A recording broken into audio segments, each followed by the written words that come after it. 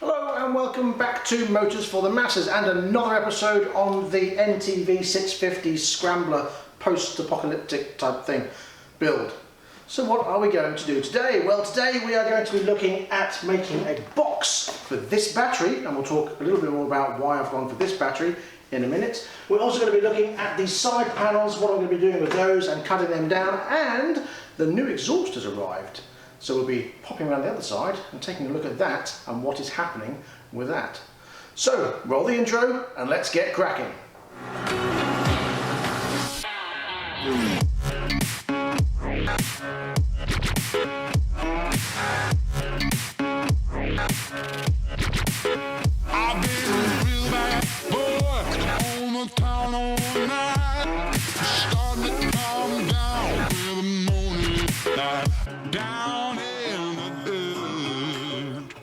So then let's start with the battery. Now, because of the type of bike it is, it doesn't really matter what sort of battery I go with. Now, of course, there are limits. I can't go for a tiny little 6 amp hour, 5 amp hour battery that is supposed to go on a scooter because it just won't be adequate enough to crank over that 650V twin.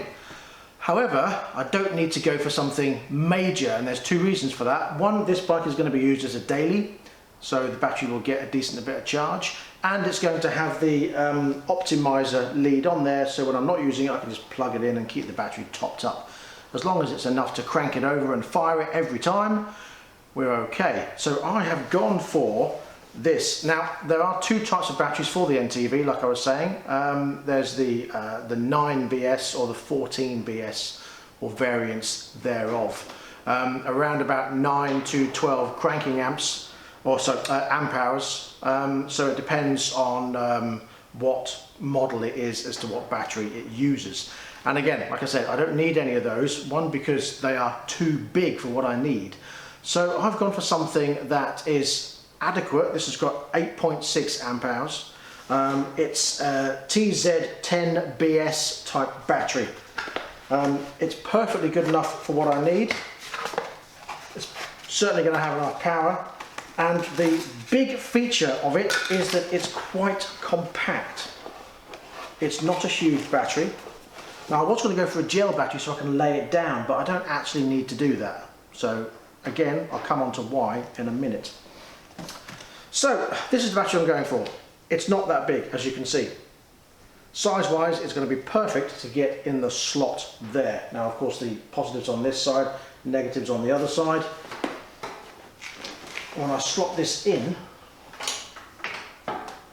it's going to go in there, like so. I'll pull you in for a closer look at that. There we go, slotting in there quite nicely. It only comes down to here, and that sits in between there, so it'll be enough for the seat to sit on, enough for the terminals to go on without touching the seat, and plenty of room on the suspension for between the battery tray and the tyre. So that is going to sit in there quite nicely. So there you go. That's the battery I'm going for. A great battery for hopefully what's going to be a great bike. But that, I guess, is subjective. I like it. So the tray. Well, the reason why I said I'll come on to it a little bit later is because the tray is not just going to be a battery tray, it's going to be a housing for various other bits, just like we did in the Honda CB404. So I'm going to make this battery box. It's going to be quite simple. It's going to be L-shaped with two sides. That's pretty much it. And then it'll be mounted in there, but it has to have various bits stuck to it. Now, the rectifier, which used to go onto the Mudguard, is going to go onto the side of it. Now, I know what you're thinking, well, why aren't you putting a Mudguard on this? Well, because it's a Scrambler type bike, and I'm not really going to be using it in the rain, so I'm not really going to have a Mudguard. There's going to be some sort of guard, don't get me wrong, there's going to be a guard, otherwise you'll just get crap bunged up into the seat and all in here. So I'm going to weld in a sheet on this bottom rail here. Now, I know I've painted it black, but that's fine, I can just grind that off and put in another sheet. There's going to be a sheet going here around the tyre, I had to do it high enough so this can go inside these rails without hitting the bottom of there once I've sat my 100 kilo arse on there. So somewhere in here there will be a sheet of metal acting like a spray guard, shall we say. What I'm also going to have to do is mount this switch for the battery terminal in there. There is a bracket here already that I'm going to keep, which housed the fuel pump. I don't know if it's going to go back in there. The fuel pump might go to the tray. I'll decide that later. But I've also got, I mean, this rear brake master cylinder will probably stay where it is. It'll be exposed, but I'm not really that bothered about that. Other than that, what else have we got? Oh, the ECU. The ECU will need to go on it, but that can go inside here and just bolt to the back of the battery box. So what we're going to have to fit on here is the regulator, the ECU, and this switch. The switch can go on this side, the ECU can go on the back, and the regulator can probably go on the bottom, which is why I wanted the short battery. So what we're going to do is make some measurements, make a tray, bung it in. Obviously I'm not going to be able to stick it in at the moment because I've got to put some tabs on there, so probably just going to get around to making the tray for now the right size, and then we're going to move on to the exhaust and the side panels. So let's make some measurements. So the battery tray will not be the exact size of this because I'm going to have to screw on the parts either side. So I'm going to make it slightly bigger, enough room to be able to have the screw heads showing through, and then I can line it with foam to slot this in afterwards. So that's what we'll do. So the battery itself is 145 wide, 90 deep, and 93 high. So I'm going to make it slightly bigger, but only a touch. So bearing in mind it's going to have a tab welded on it to bolt onto the middle there. So I'm going to make that, to start with, 120 high, 100 deep, and 170 wide. Right, so I've marked out what it should look like. Of course I made a few errors so that's what the squiggly lines are, but now I know where I need to cut round the outer, sort of round here, around there, little gap either side. Let's just cut it. Come on, get on with it, Mark.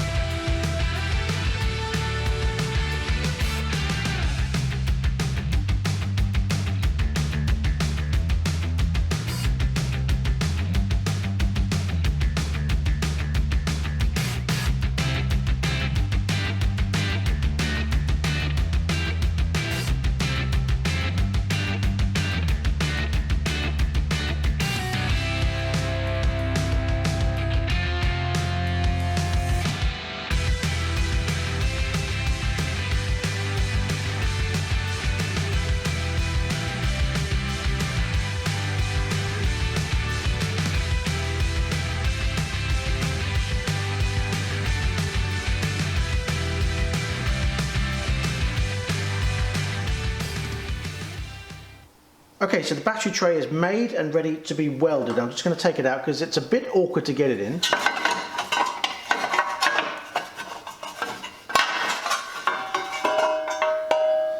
So here is the tray.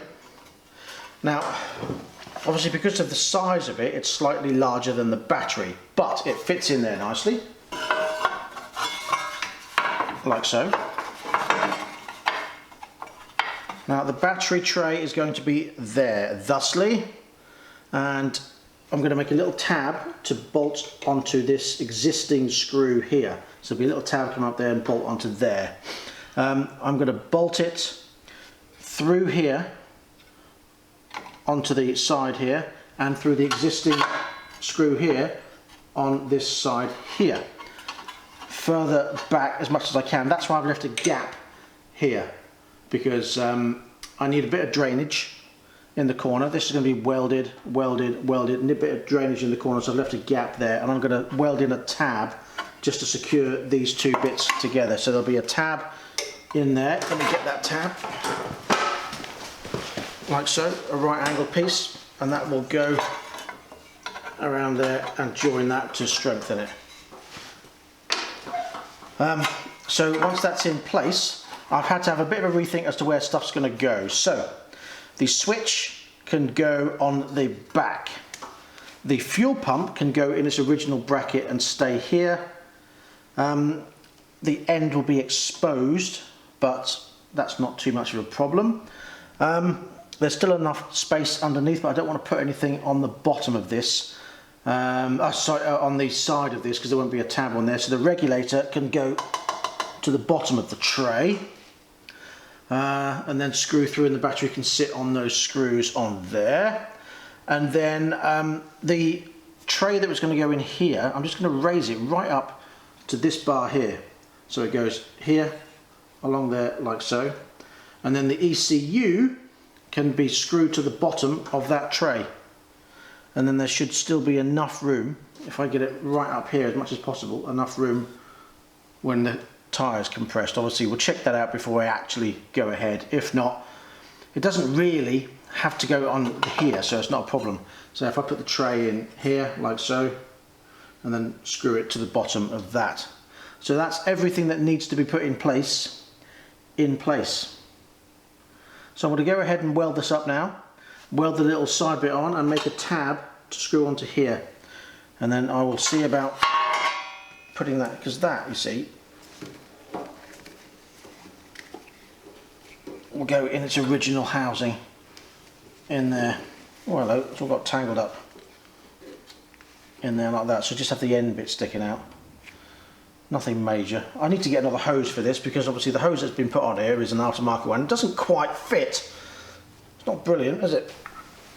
The only bit that's left is the coil. Now the coil can come on this side, and I'll make a bracket to go in here. That's a nice little relay, isn't it? Quality Honda material. Put that back in its housing, he says. I'm guessing I'm going to need a new relay. Look at the state of that thing, look. Amazing. I'll leave it for now, it's coming off anyway. So yes, I'll just make a little bracket to come off here to house the coil, and that can come on this side rather than underneath.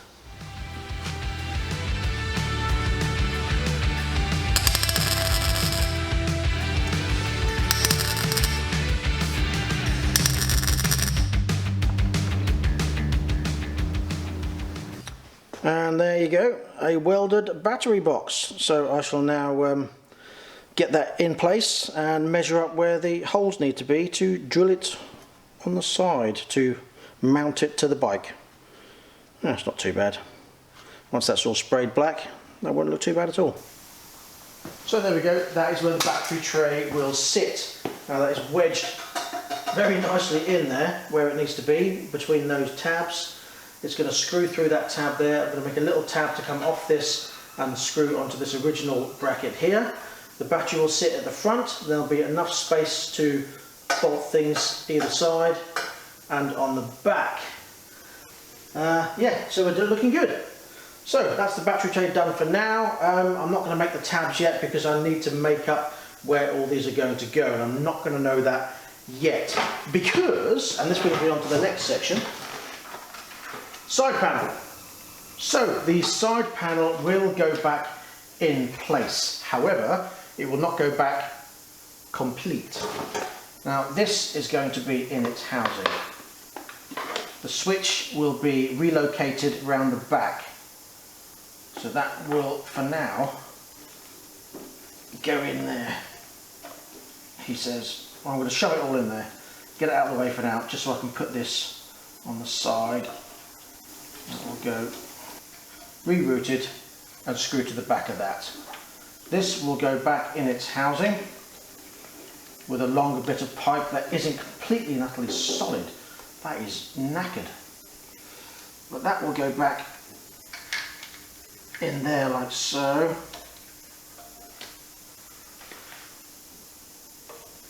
This side panel will go on, but not completely. So what I'm going to do is cover up just this and the beginning of that. So I'm going to come down here and I'm going to cut up there. So the side panel will only be half of it. You will see this. Yes, so the side panel will be on. That's going to be all rerouted under there. That can bugger off for a minute. Oh, off you go. So that pushes in there and that pushes in there. Like so. That will hide behind there, but I don't want to have all of it. I want to cut it off here, down there, simply because that looks horrible. It's a mess, and I can't cover any of that up. It just can't be done, because I can't reroute any of it where it's hidden behind anything. You've got the coolant in there, you've got the adjustable shock, or the spring, sorry, in there. So I need to get rid of that. I don't want to see it. I don't care about being able to see this. That's not too much of an issue. Obviously these wires will go behind there, so you won't see those. This will be painted black. The tank will be a sandy colour, like a tan, khaki-ish desert kind of colour. And then it'll be attacked with some kind of metal. I haven't decided how to do it yet. I don't know whether to do it with a grinding wheel or whether to just flog it, if you know what I mean. Does that make sense? Flog the front of the tank like it's been hit by sandstorms. Rough it up, so I'm going to, even though it's going to be painted, it's going to be painted in a matte tan, sandy beige, shall we say, and then roughed up and then lacquered over the top, so it looks weathered and old and scratched and sand beaten.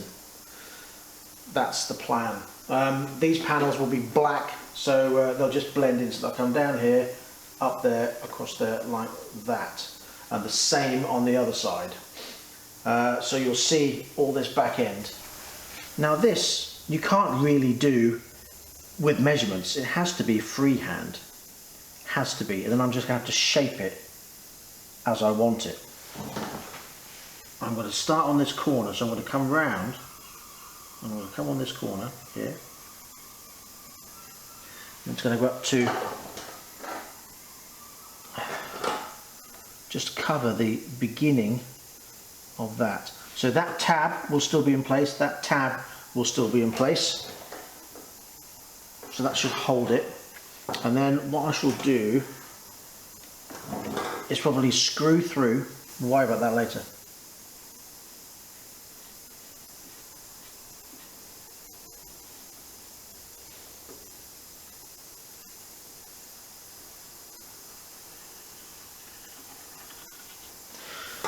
So imagine that only that side panel is there and that's gone. Now I know what you're going to say. Why did you cut that with a jigsaw? And yes, you've probably got a good point, but there's two reasons. One, I haven't got a jigsaw here, and two, if I go and get a jigsaw from home, cutting it with this is probably going to make that judder, and it's probably not going to be any good, so I'm just going to use the grinder. I might bugger up a disc, but it doesn't matter, because I've got many, many, many of them, and that way then I can just cut it as I wish, get rid of that because I'm never going to need it again, shape it a lot easier without it juddering around. So let's see how it goes, shall we?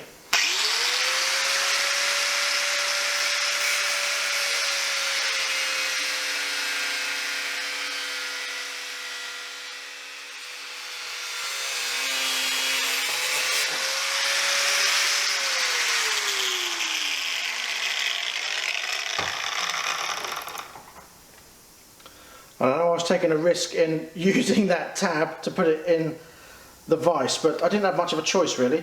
And look at that, that's a nice smooth cut, and I can guarantee you I would not have got that with a jigsaw. Look at the melted cheese-like paint on there and plastic. Lovely. Right, so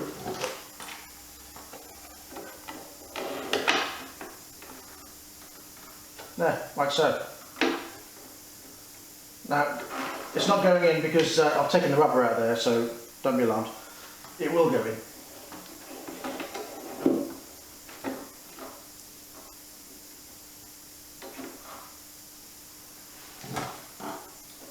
I want to get a bit of tape to hold that in place for a second.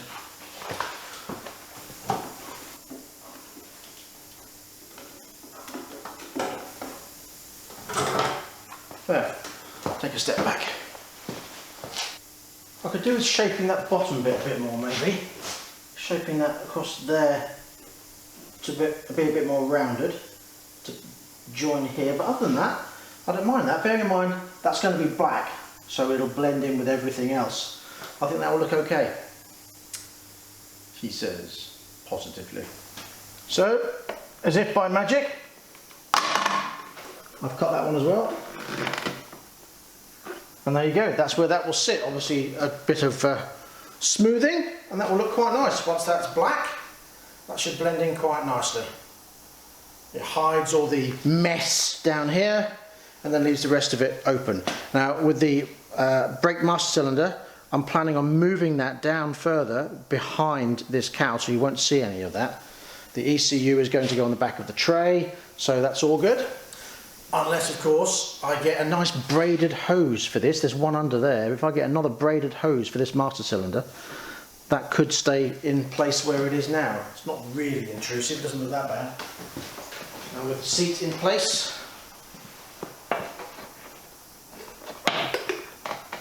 thusly, bearing in mind I'm going to put some black padding. I'm going to get the tank pads that you get, the black sticky ones, and I'm going to cut it to shape to go in here, like an extension of the seat. So a black moulded pad in there, and the same on the other side.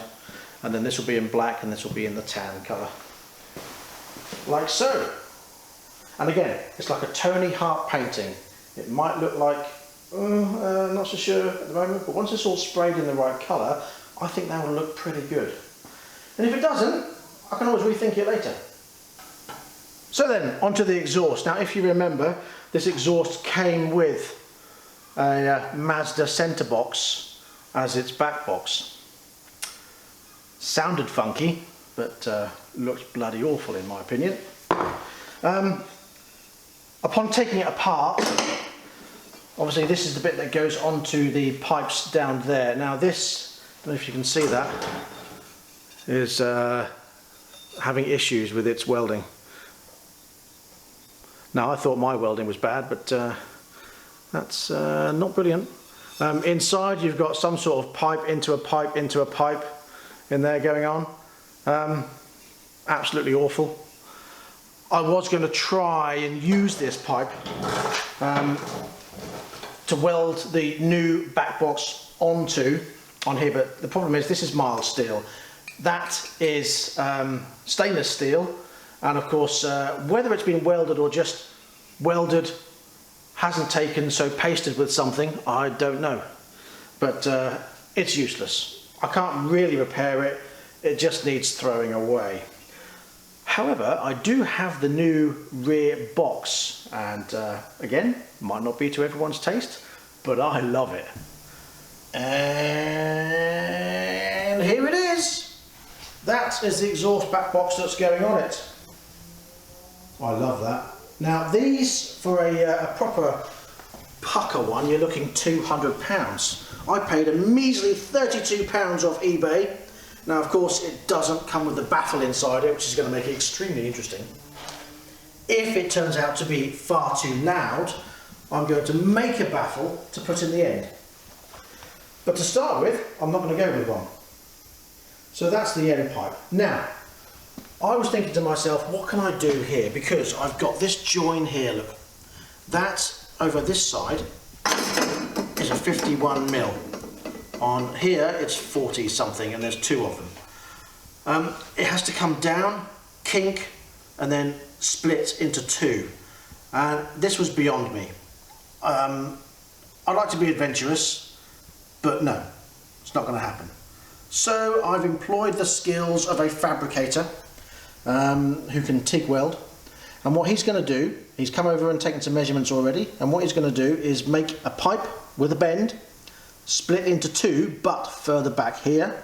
So the join is going to be up here, down here, and then bend the pipe there.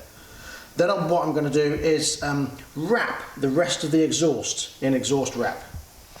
And I think that will look really nice. So you've got the exhaust wrap and that tailpipe. I think that's going to look and sound immense. It's going to take about a week to do it, so hopefully by the next video that will be all in place and we can start it up and have a listen. I look forward to that. So what do you think? Please leave your comments in the comment section below. Is it overkill? But let's be honest, the whole bike is pretty much overkill. That's what an apocalyptic scrambler is, isn't it really? It's a mishmash of what you can find after the apocalypse. Well, we've had our own little mini apocalypse, so this should be quite fitting, making light of a bad situation. Now, just to get an idea of what we're working with here, it's not only a bend, it's a kink as well. So it's got to come out of here, look, into one, and then it's got to go up and out. So it's definitely a specialist job. And I don't want to mess it up. So that brings us to the end of this episode of Motors for the Masses. Thank you very much for joining me. It hasn't been a massively long one today, but I think we've got some good stuff done. In the next video, that exhaust should be here and finished, and then we'll be looking at wrapping the exhaust, also putting in a new exhaust stud because there's one up here that's broken, unfortunately. I will also have a new light to go in the back so we can see what the rear lights look like and see where we're going to mount the indicators and how the seat is going to be bolted on. So we'll be looking at that in the next video. Also looking at the front mudguard and seeing how to mount the front mudguard and sorting out where a lot of these electrical gubbins are going to go as well. So we'll be figuring out where it's going to go on the battery box, what's going to be hidden behind this panel, etc, etc. So, thank you very much for joining me. If you have any comments, please leave them in the comments section below. If you don't, then don't bother, obviously. If you have any suggestions, then of course please leave them in the comment section below as well, because we do listen and we do implement some of your ideas, so thank you very much. Don't forget we had our competition giveaway, and again congratulations to David Shanks. At this moment in time I still haven't had an email from him, so if I don't receive an email, perhaps the prizes will be going to someone else. Who knows? And that's it.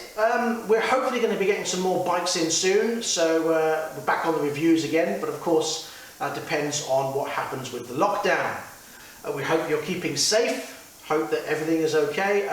Also going to be doing a video with Malcolm soon and with Jamie, and we're still going to set up, when Malcolm gets over here, that Q&A. I haven't implemented the questions side yet because I'm waiting for him to confirm when he's coming, and I don't want him to wait too long. So there you go. Hope everyone's safe, hope everyone is well, and everything is going hunky-dory for you. Let's hope the weather stays nice and we can get out on our bikes again and in our cars again soon. So until next time, please ride and drive carefully, but have fun. Bye bye. Oh yes, don't forget, if you want to support this channel, you can through our Patreon link and through our Facebook merchandise shop. Links in the description below. And yeah, that's it. Thanks. Bye.